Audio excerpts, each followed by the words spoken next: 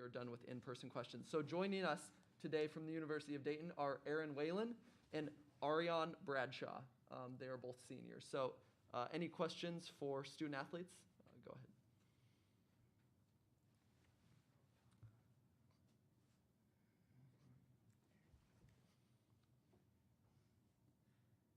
So this is the first time we've had first four for NCAA women's basketball.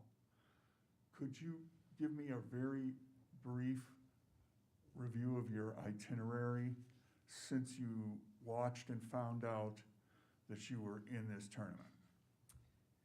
We'll start with Aaron and then go to Ariane. Yeah, after watching the selection show, we just kind of went back to our apartments, packed up, and was waiting for an itinerary from our coaches.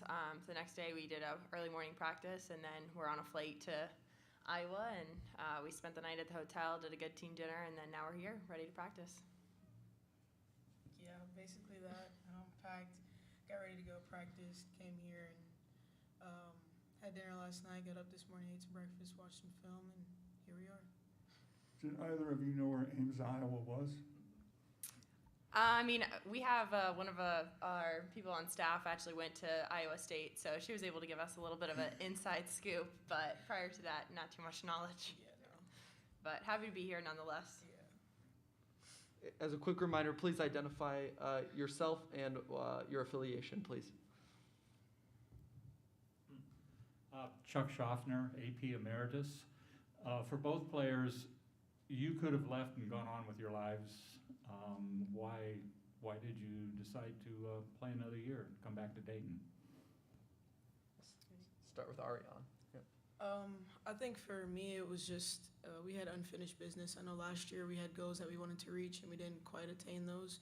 Didn't finish as well as we wanted to. And I really enjoy being around this team in general. So another opportunity to play basketball with people you really care about is kind of hard to pass up. Yeah, similar to AB, I mean, just having the chance to be able to compete and play with the team for another year. I haven't been able to go to a March Madness NCAA tournament, so that was a really big reason for me. I mean, we qualified in 2020, but because of COVID, so that's always been in the back of my head as well. It's Chuck again. Last year, did I look, you were like 14-5. Did you lose a lot of games because of protocols and just kind of how was that? It must have been kind of frustrating. Yeah, last year was very frustrating. I think we only played like 2 non-conference games because of COVID. We spent a lot of time in isolation, a lot of time of just hanging out, doing a lot of different workouts in our apartments via Zoom. So last year was very interesting, memorable nonetheless, but again, just happy that we were able to come back and have the opportunity to play a more normal season. Any more questions here? For Ariane, did I read you played in the national championship game Yeah, a few years ago with South Carolina? I mean, it was a while back, but is that memory still there, just that feeling? And you know, going into this tournament, how does that apply? Yeah, we won in 2017, and I haven't been back since. So kind of like Aaron, it's been in the back of my mind just to get back on this stage and perform at a high level. So definitely something I've thought about, and it'd definitely be a memory I'll never forget, but I think it helps me prepare for stuff like this, knowing that I've been here and kind of knowing what to do and what's expected of a team to make a deep run in the tournament. All right, we'll now move to Zoom. So if anyone joining us remotely has a question, please use the raise hand function.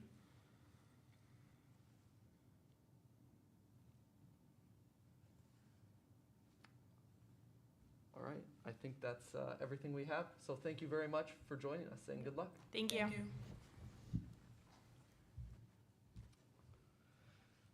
A recording of this press conference will be available in the NCAA Digital Media Hub at www.ncaa.veritone.com. Transcripts are provided by ASAP and will be posted shortly. Thank you for joining us.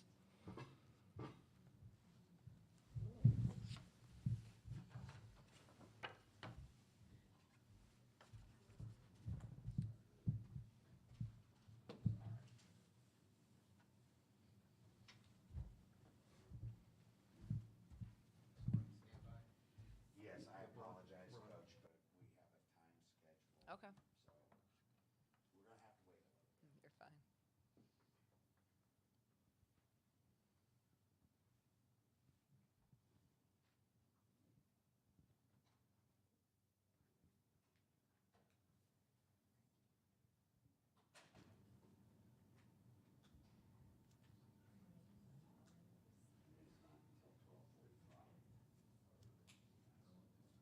15 minutes, Coach. Yeah. So I'll have to sit up here in front of them. Yeah, we can come get you. We'll come back to the locker room and get you a couple minutes before. Gotta have it live, man.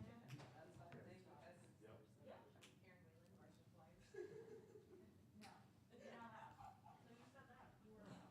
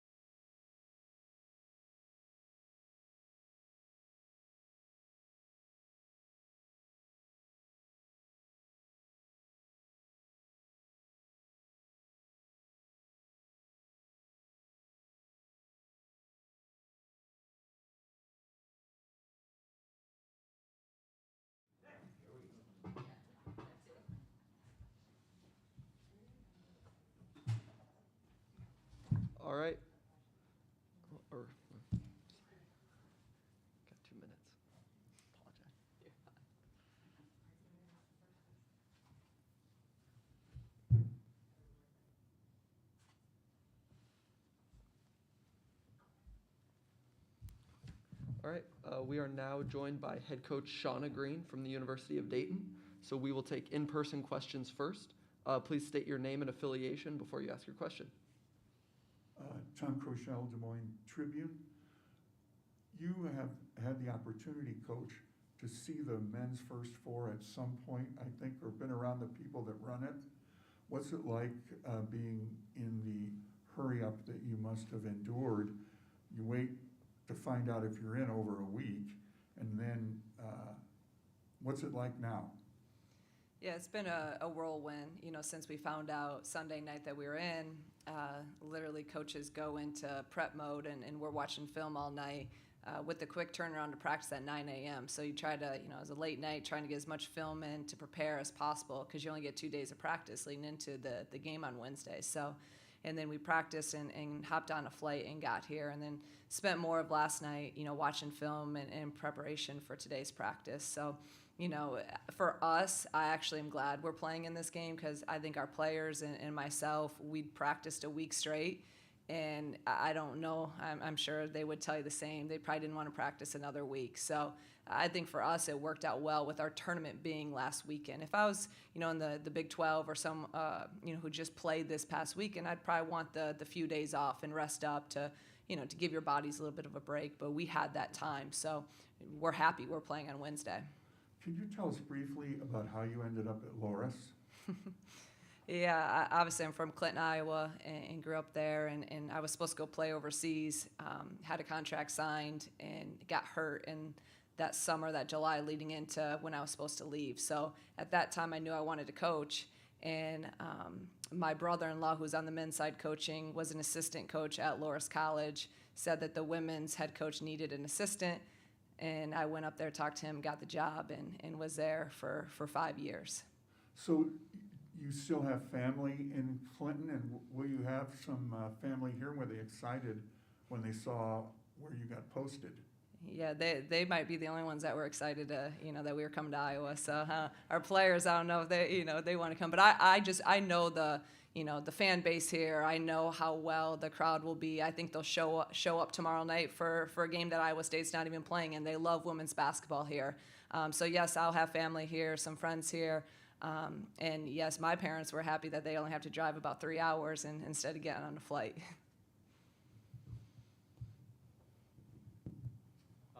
Chuck Schaffner, a retired AP. DePaul likes to get up and down the floor and shoot it and score, and it looks like you probably maybe prefer a little more deliberate style, play pretty good defense. What sort of challenges does that make? Yeah, I mean, they're the number one scoring offense, in the country, and we're a top 15, top 20 team defensively in field goal percentage and also in defensive rebounding. So I think the two styles, we also want to play fast, though. We want to play fast, not DePaul fast, but we want to play fast. And if we can get easy baskets in our Phoenix transition, then we're going to look to take those. Otherwise, then we're going to get into our offense and run it and try to get the best shot that we can. But for us, playing against a team like DePaul that wants to play at an extremely fast pace, it's going to come down to a lot of our defensive rebounding, and that's what we've hung our hat on. Throughout this year and throughout my 6 years here. And we got to do that at an elite level in order to keep them, off the offensive boards and to get some easy putbacks. So what was your influence, a coach who kind of pounded that into you, defense, rebounding, that's going to win you games?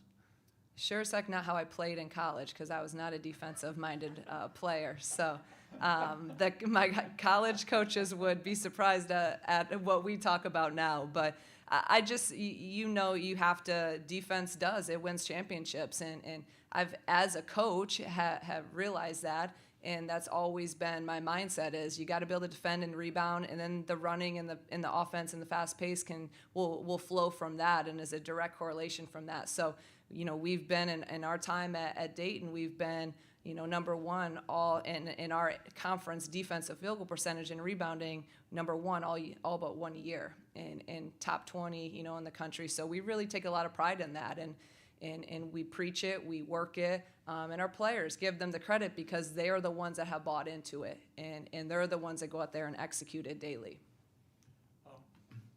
You had some players the two that were here earlier, who could have gone on with their lives and came back. I mean, when you found out they were coming back, how did they deliver that message? What was your feeling? And I recruited them all year last year in my own subtle ways because they're obviously they're great basketball players, but they're just unbelievable people, and they're very special to me personally, this group. AB and Aaron, I recruited when I was an assistant coach at Dayton, and they told me no. And then, we got them back, and they've been here through the ups and downs. We've been through so much. And then you put Kyla in there, Jenna Giacone, who has been with me now since I took over for 6 years. They're just a special group, and they've been 100% invested and committed into what Dayton basketball is about, what our culture is about, how hard we want to work. And I trust these guys with our team. I trust them with everything. And they're just, like I said, a really amazing group. So when they called me, each on their own, to come back, I really knew and I really believed that we could do something special this year. And nowadays in the transfer portal and people, taking their 5th or 6th year, at another school to try to go bigger or try to go whatever, I think it speaks to the character of these guys and the relationship they have with their team and with this program, that they chose to come back to Dayton instead of going maybe someplace else. And you don't see that a lot these days. So I love those guys to death, and I'm so happy for them to be able to play in this NCAA tournament, because we got it taken away in 2020 with COVID, and these guys, this has been their dream. It's what they've worked for their entire lives, and to see that, come to reality is special as a coach to watch that. Coach, what is it about Dayton that has allowed you to sustain your success year in and year out? What makes it a place you can win? I think obviously the tradition. We've won, and people want to come to winning cultures. But I also think it is the culture, and the culture is why we've won. And that's because you get really good players that believe in our mission, that believe in how we want to do things, and they're really good people who are going to work really, really hard and don't get caught up in a lot of the other things. And then we have the support from our administration. Like, we have unbelievable support from our president to, our AD, to our SWA, to every single person. They care about women's basketball, and they resource women's basketball. So you can say you care about it, but then you also have to back it up and resource it. And they give us what we need in order to compete against so-called Power Fives. so, okay, a couple of them came from Middle. So you got Vanderbilt, when they came originally, Vanderbilt, South Carolina. She played in the national championship game. I mean, did they bring that mentality of playing at a really high level? Was that pretty obvious? Yeah, and I think that's an important piece too with the transfers that we have taken. They've all played at a high level, but they also appreciate what we do and how we do things maybe a little bit differently too. So they have the experience, especially with like an AB who, she played and won a national championship. Not too many people in the world can say that. So her bringing, that mindset, Aaron, we've had multiple other transfers that come from Power 5. And then we're able to recruit, players that, top players in the country, and we get them away from some Power 5s. So they also want to win and compete at that high level. So I think when you get the right mixture of people who all want the same thing and who really don't care about themselves and their ego, you can do some special things. And I think that's what we've shown in the past 6 years. Reminder to state your name and where you're from before your question, please. Erin Whalen, Flyer News. 2 questions for you, Shauna. The first one being, you've talked a lot about how this team is really special to you this season. Can you just maybe touch on your favorite memory from this past year? Good one, Erin. No, in all seriousness, there's too many to talk about. We've had a lot of good times. There's been some bumps in the road too. But what I love about this group and you guys is, like we talk about all the time, is our ability to bounce back, our ability to respond, our ability to be resilient, And again, that's a credit to you guys. So I am going to miss you seniors. I know you don't believe that all the time, but I will miss you a lot. So I'll miss yelling at you, E, a lot, and I'm sure you'll miss me. Thank you. And my next question for you, next and last, will be the team has really noticed that you've really stepped up your shoe game this year. With that being a new hobby of yours, can you maybe touch on that and maybe highlight what we could potentially see this Wednesday? Well, we're going back to dressing up, so you will not see my shoe game. You'll see my heel game. So we're going back to that. Good question. All right. If we don't have any more in-person questions, we'll move to remote and see if give the people joining us on Zoom an opportunity. So if you have a question, please use the raise hand function. All right, Coach. Thank you so much for joining us. Thank you.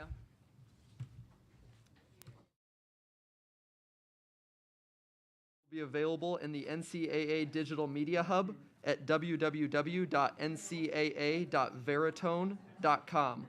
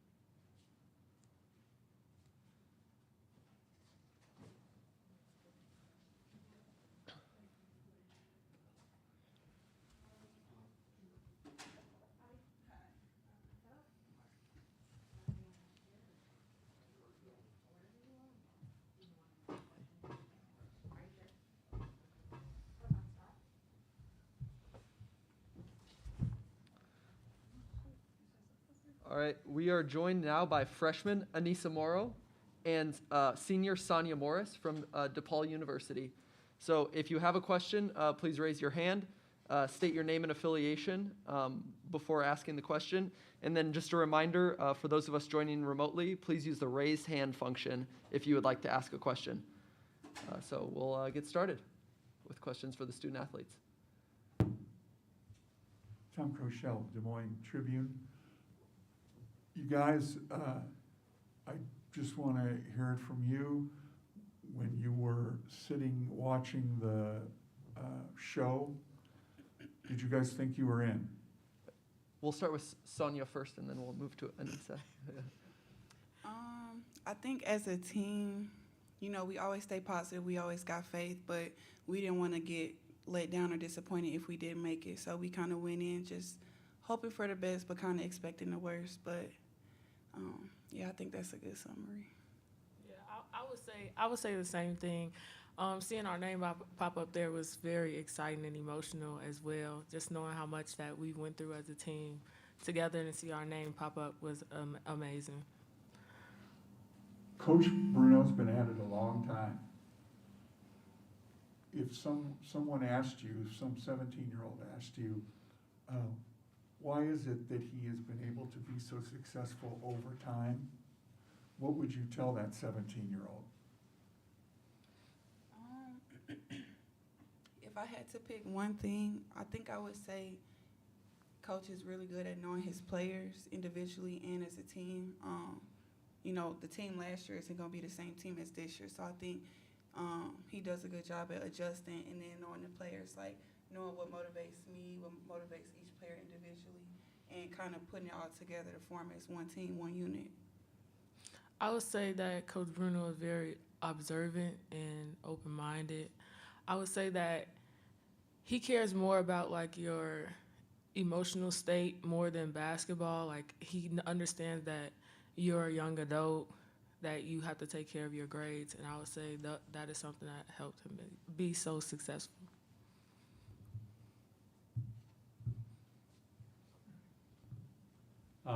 Chuck Schaffner, the retired AP.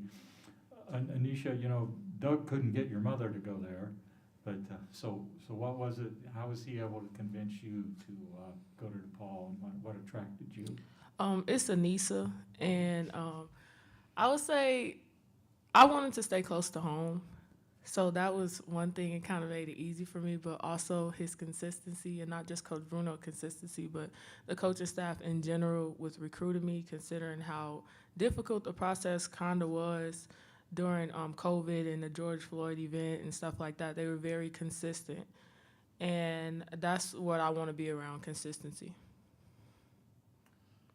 How, coming in as a freshman, were you just hoping to play a little, or did you feel like you could make a big contribution? I would say that I know that it was going to be challenging. I set my individual goals for myself, and I knew that if I continue to work hard every day, if you talk to Coach Doug and my teammates, it's basically my nature to go in and work hard every day. It's about getting better every day, and my teammates and coaches help me with that every single day, challenging me on and off the court, even in the film room. So, Sonia, what has she meant to the team, and what does she bring every night? Just the beast mentality. Obviously, she's not the tallest post out there, but you would think so. Just like how she played and like her productivity, and she kind of just is like the glue that we've been needing the past couple years. We don't really have height, but that only goes so far. When you got the heart, you got that beast mentality. it really over trumps the height. How about for you? You know, once you found out, just now being able to play in the tournament again after you missed out last year, and then there was COVID, just being able to be in the NCAA tournament again. Yeah, it's a blessing. It's still kind of like a weird feeling. People always say like DePaul is like usually traditionally in every NCAA tournament. So last year, kind of having that downfall, it just feels so good to kind of pick it back up and kind of redeem ourselves. Obviously, we still got a lot to prove to ourselves, and to everybody else. But we really grateful. Any more in-person questions for the student athletes? Okay, we will move to the remote part of the press conference. And as a reminder, when I call on you, please state your name and affiliation before asking your question. So James K., go ahead. Hi.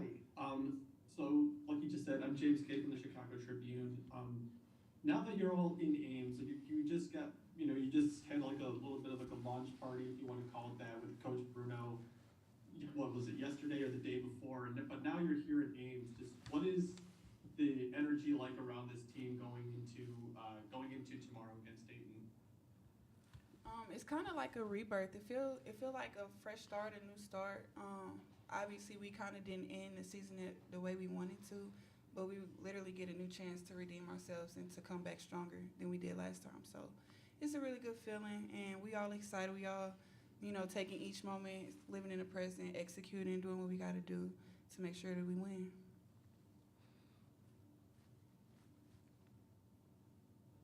Anissa. Can you restate the question again? Sorry.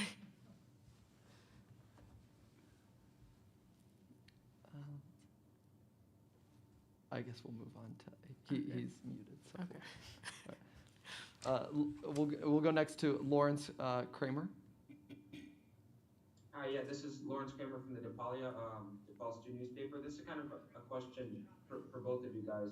After the loss to Marquette in the Big East tournament, and then leading up to Selection Sunday, were you guys practicing? What was your preparation looking like in that week off when it was still uncertain if you guys were going to be in the tournament or not? If you guys can just describe what that last week held for you guys.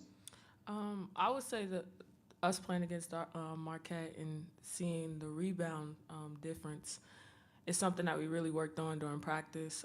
Executing our offenses as well is something that we really worked on. Just coming together as a unit and trying to value every possession that we have in practice, playing against the men's team as well.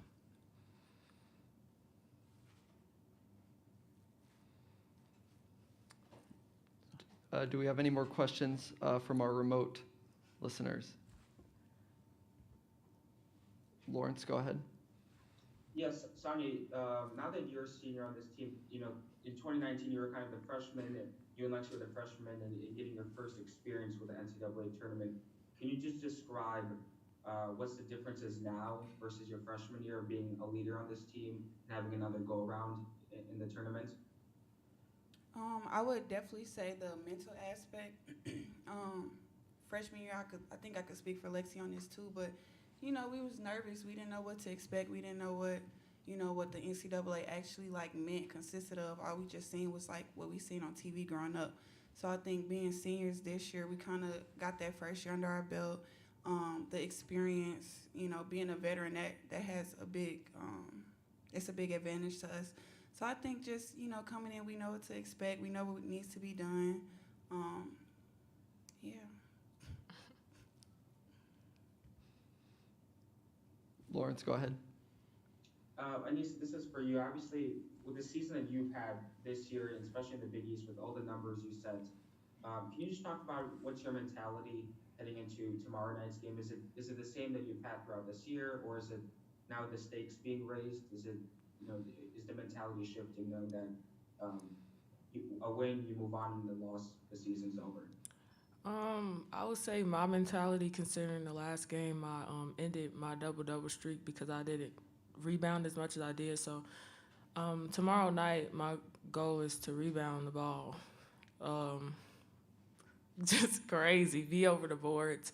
I would say that my mindset is kind of the same as well as playing together as a team and focusing on the finish and passing the ball well, distributing the ball. But I really want to capitalize on my defense tomorrow. Do we have any more questions for the student athletes? Thank you so much for being here, and good luck. Thank you. Thank you. A recording of this press conference will be available in the NCAA digital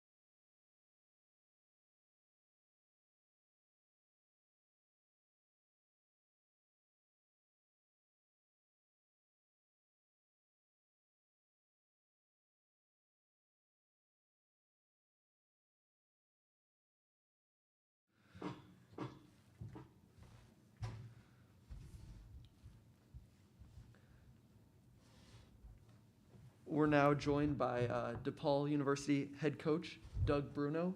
Coach, if you'd like to open with an opening statement, then we can get to questions. We always believed we were NCAA tournament worthy, but we are really thrilled and thankful to be here. And thankful to a lot of people, starting with the committee. There's people on that committee that do an awful lot of work, and we've been on a lot of different sides of the committee's work through the years. And when you work closely with the people on that committee, as I've been able to do through the years, you realize how much work those people put in. So we are thankful that they did the work to do the homework, to see and look at all the people that were selected. So we're thankful for that. We're thankful to my administration always, Dwayne Peavy, our athletic director, Jill Hollenbeek, my direct report and senior associate. These are great bosses to work for, so we're blessed to have a great environment to work for at DePaul. Obviously, I've got great assistant coaches in Jill Pizzotti, Lisa Rickbush, and Candace Blankson, and then most importantly, I really love this basketball team, and I think they're. I cry. I try to teach our players. You cry when somebody passes away. You don't cry over basketball. But the other day, I just was. This is a great group of young women who've worked very hard, and just to see them go through what they have gone through, from being the team that didn't keep the NCAA streak alive, the team that was shut out by COVID. Don't forget, in 20 we had 28 wins, and we're probably prepping to host 2 home games. And these seniors didn't get to go in 2020, and then we didn't go last year. So I was just thrilled that they were able to again have the chance to get on the floor and play basketball and show how good they are. All right, let's go to questions for Coach. Coach, more than any university college team in the Chicagoland area, you have had the most consistent success. Some of the other programs have had some good years, no doubt, but they've had some bad years. You have managed to maintain success on a year-to-year basis. I'm just interested in what it is about your situation at DePaul that has allowed you to sustain that from the 80s all the way to now. The three ingredients are the great bosses, and again, Dwayne and Jill now, Jeannie Linty Ponsetto through the years. I've had great bosses. I've had great assistant coaches, and again, Jill and Lisa and Candace are those now, but we've had great assistants through the years. And most importantly, the players. You have to have players that we try to get we try to get the same. Gino and I are friends. We let them know. We try to get every player that's playing for UConn. And, when they do reject us, we find players that we think are going to be competitive. We want players that are ultra competitive. We want players that are going to be great teammates, and we want people that are unselfish. And we try to find those kinds of players, and that's the kind of players we've had through the years, and those are the players that earn their way into the tournament. Coach Bruno here has never earned his way in. The players have earned their way in. So noted. Why are you still doing this, Coach? Your resume today will be put up somewhere at DePaul and held up as an example for years to come, but you're still going. Why? The day you start counting the days to retirement, you're already retired, and I believe that in any field or endeavor. So it's really simple. It's not going to be quick to answer, so it's not going to be a long story short, but it's still 70s when I coached, the goal was to get scholarship, achieved. 80s, get to postseason tournament play. NIT was won in '88. We weren't there. I wasn't coaching that team, but we helped lay the foundation with the players. 90s, get to the NCAA tournament, achieved. 2000s, make this program whole, an academic top 25 team, a top 25 team on the floor, and a culture of service, achieved. All right, we've been to the tournament. We've been to the Sweet 16. We haven't been to an Elite Eight. We haven't been to a Final Four. We haven't won a national championship. So there's still, I ask my players to aspire to achieve, then you as a coach have to aspire to achieve. And whenever you lose the idealism of youth, that's what makes you ageless. Satchel Paige, I got Satchel. My dad took me to see Satchel Paige play for the Harvey White Sox. I didn't know what my dad was doing. What did he take me to see Satchel Paige for? But the quote I have at my desk is, how old would you be if you didn't know how old you were? And so, I just really, really believe that these are the reasons. And the relationships, let's get it back to the players, though. These players are 18 to 22-year-old women, and when they come back and tell you that they appreciate what they learned in their time at DePaul, that's why you keep doing it. And what am I supposed to do? What is retirement? It's doing what somebody tells you you're supposed to do when I'm already doing something that I love to do. So, at the end of the day, Dwayne's heard it, everybody hears it. When the time comes, every coach gets whacked. All right, that's my wife's rolling her eyes out there. You get whacked, all right? The time comes and somebody decides you're not for this anymore. So, that day will come, I guess. I hope not, but you never know. And at the same time, until then, we have these goals to achieve. And Dayton is the best team in America by my standards right now. They're a really, really great basketball team, and we're going to have our hands full tomorrow. As a reminder, please state your name and affiliation before you ask your question. Chuck Schaffner, retired AP. Why'd you retire, Chuck? I'm not Doug Bruno. But here I am, asking questions. So you didn't really retire. Yeah. Mel Greenberg's still working on it, you know that. Do we ever? Anissa, you couldn't get her mother. Did you change your approach at all in trying to get her, or did you just do your thing? DePaul's a great place, great program. How did you do it? When we recruited Nafisa, the mother, there was a great family. The Brown family, her maiden name was Brown. Anissa's dad is Ed Morrow, who played outside linebacker for Tom Osborne in the '94 championship team, and so we wanted Nafisa badly.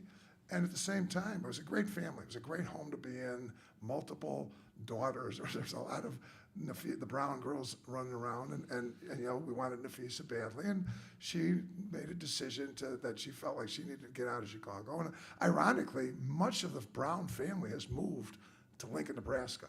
And yet Nafisa has brought her family back to the South Side, and her and Ed have raised their children on the South Side of Chicago, and they're proud of it. And Chicago is a great city, and it's a magnificent city, and you can't sit here and not acknowledge that there are some really tough situations going on in Chicago that need to get fixed. But the majority of people in Chicago are great people, and the Morrow family is one of those just great families that lives on the South Side of Chicago. And we just maintain relationships through the years. We always try to maintain relationships with all the people we recruit. I'm not one of these.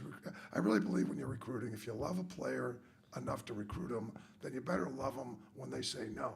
Otherwise, you didn't really love them. So basically, and being a recruiter is a lot like being a Major League Baseball player. If you go 3 for 10, you have a chance to be in the Hall of Fame. So it's that's recruiting. And Nafisa turned out to be a great player, and she met Ed, and now we're blessed to have Anissa. So is she turned out to be better than you expected? Yeah, I was afraid you were going to ask me if she's better than Nafisa, and I can't answer that question. I mean, Anissa, we knew Anissa would have impact. We knew Anissa was ultra competitive. We knew she was going to be the character pillars, the 4 character pillars, the competitive, ultra competitive, great teammate, unselfish, hard worker. We knew she had all those pillars.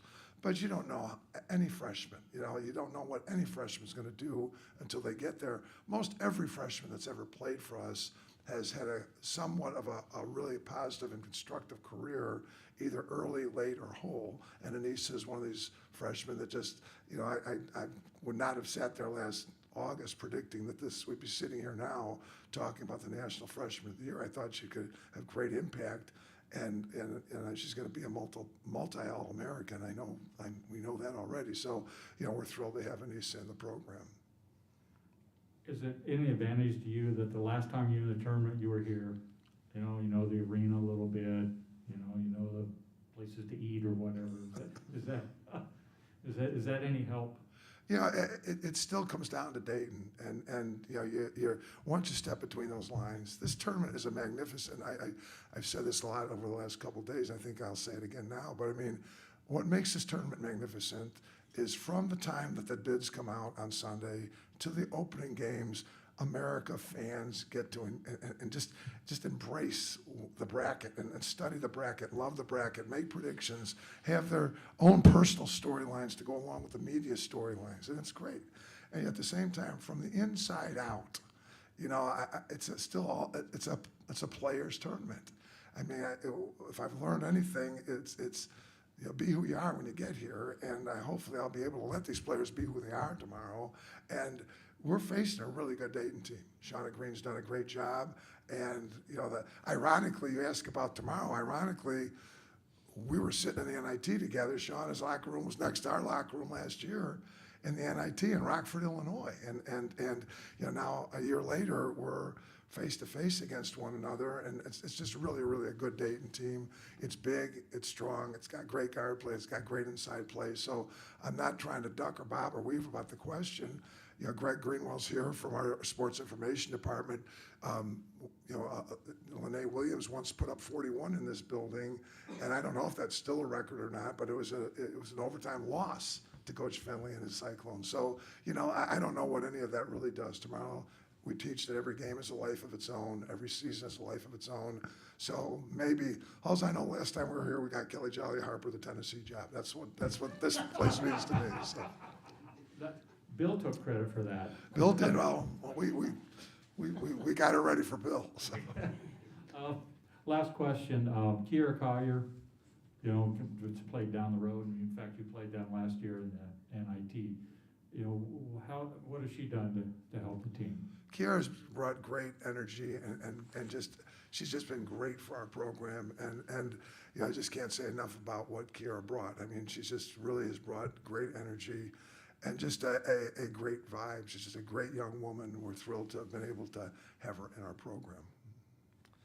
All right, now we'll move to, I think we have time for a couple remote questions. So we'll move to James K.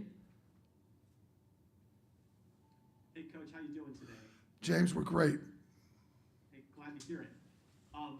You know, one of the things that this Dayton team does pretty well is limiting opponents from going crazy from beyond the arc. Just how important is it going to be getting other opportunities outside of the shots from beyond the arc in order to win this game tomorrow? Well, Dayton is a great defensive team. Their opponents score 54 points against them a game, and so that's when you're holding people to 54 points a ball game. That's really good. It's not just a good three-point defensive team, James. It's also they've got great interior defense as well. You know, Magasa inside at 6'5", and Whitehead is an unsung hero here. We wanted Whitehead badly out of high school. I mean, those are really two interior players that make it really tough to get to the rim and get to the layup and get to the inside shot as well. So their defense is really good on the three-point line, but it's also really good inside. So I think you know, our team is going to, you know, like I tell them, you know, we just have to. I have to turn the team over. I have to turn the game over to the players tomorrow. You know, we're going to coach them up to defend the best we can and rebound the best we can, and then you know, they're going to have to. You know, we've played some really good ball this year, but we haven't been consistent, and there's no better time to start to find and try to hopefully find that consistency than right now. So I don't know that really answers your question. There's no magic trick plays coming out of my back pocket right now, James. All right, next we'll go to Lawrence. And again, if you could state your name and affiliation before you ask your question. Lawrence Kramer with the DePaul. Hey, Coach. Hello there, Lawrence. Yeah, Coach, I wanted to ask you about the week off you guys had between the Marquette game and then Selection Sunday. Can you just talk about, you know, were you guys practicing with being uncertain if you guys were going to be in the tournament or not, and what that week looked like for the team? Well, I believe in always telling the players the truth. So, I mean, after the Marquette game, you know, we just told them the truth. We said, let's pray to the basketball gods and you know, let's wake up and be thankful for all the good things that we have in this world, and then pray to the basketball gods that they'll be good to us next week. And I just said to him, I don't want you let down. I don't want you to be in a place of letdown. So, we're going to play postseason basketball. It's either going to be in the big tournament or the little tournament. And I hope I didn't just get anybody in trouble by saying that way. We were either going to play in the NCAA or the WNIT. We're going to play postseason basketball. And so, that's just really what we try to have our players prepared to do. We gave them off Sunday, Monday, Tuesday. Don't forget, and this is something about DePaul ball or DePaul University that people don't realize. We are always in finals this week. And everybody knows about finals in December. People, well, they're off for 2 weeks because of finals. We're off. They can't play because of finals. But we can't be off in December, or we wouldn't have time to play enough games. We're on the quarter system, and we can't be off now because of the NCAA tournament. So we're in finals this week. As you well know, Lawrence, you're a DePaul student. So, we gave them off Sunday, Monday, Tuesday to rest their bodies, try to get their minds back and spend time working on their schoolwork. We practiced hard on Wednesday and Thursday.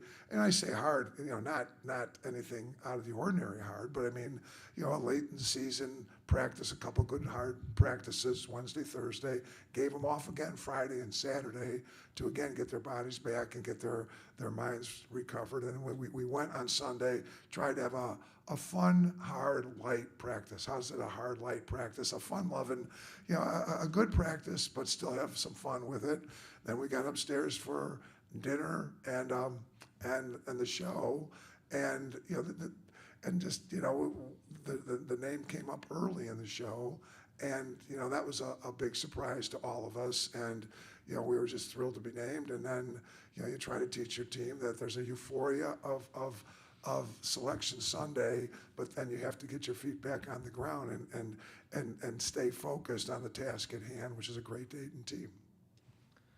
All right, that's all the time we've got with Coach. Coach, thank you so much for being here, and best of luck. Thanks, everybody, for covering women's hoops. Much appreciated. A recording.